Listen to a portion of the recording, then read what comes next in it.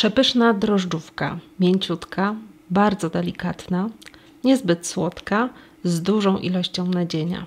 Prosta w przygotowaniu.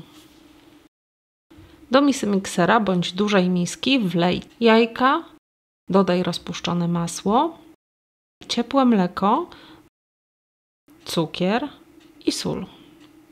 Całość wymieszaj ubijakiem lub trzepaczką ręcznie przez 3 minuty.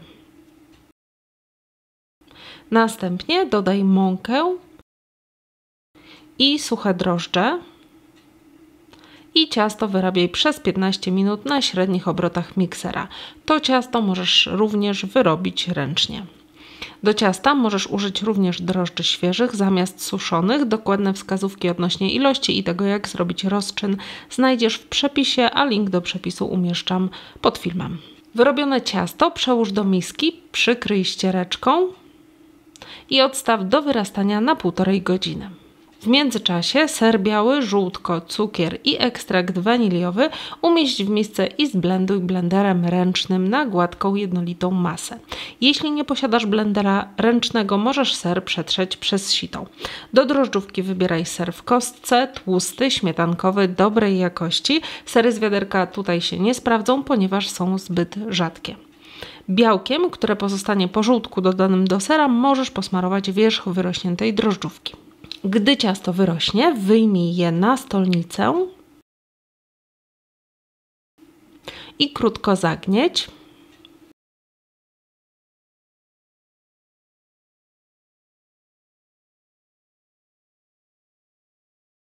Następnie podziel na 12 równych części, około 60-70 gramów każda.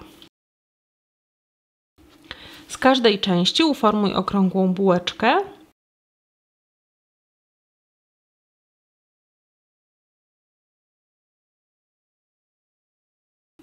Następnie, zaczynając od tej najwcześniej uformowanej, bułeczkę rozciągnij tak, aby powstał płaski placek średnicy 10-12 cm. Ciasto możesz też rozwałkować.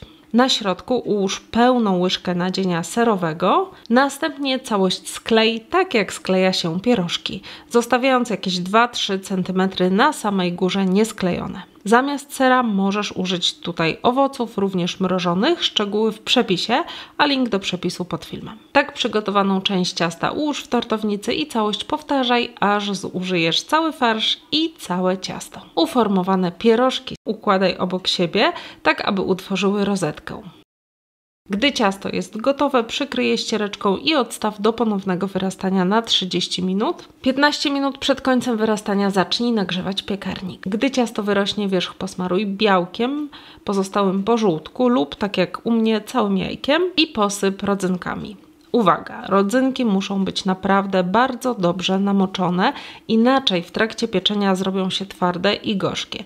Jeśli Twoje rodzynki nie miały czasu dobrze namoknąć, możesz je po prostu pominąć, a w wersji luksusowej dla dorosłych w trakcie moczenia rodzynek można dolać nieco rumu. Gotowe ciasto wstaw do nagrzanego piekarnika na drugi poziom od dołu i piecz przez 45 do 50 minut. W połowie pieczenia wierzch ciasta możesz przykryć papierem do pieczenia, aby nie spalił się zbytnio. Po upieczeniu drożdżówkę od razu wyjmij z piekarnika i pozwól jej przestygnąć minimum 15 minut lub nieco dłużej. Wierzch możesz dodatkowo posypać cukrem pudrem. Smacznego! A więcej sprawdzonych przepisów znajdziesz w moich książkach. Do wszystkich przepisów w książkach dołączone są filmy. Kup pakiet już teraz na sklep.orchidali.com. Zapraszam serdecznie.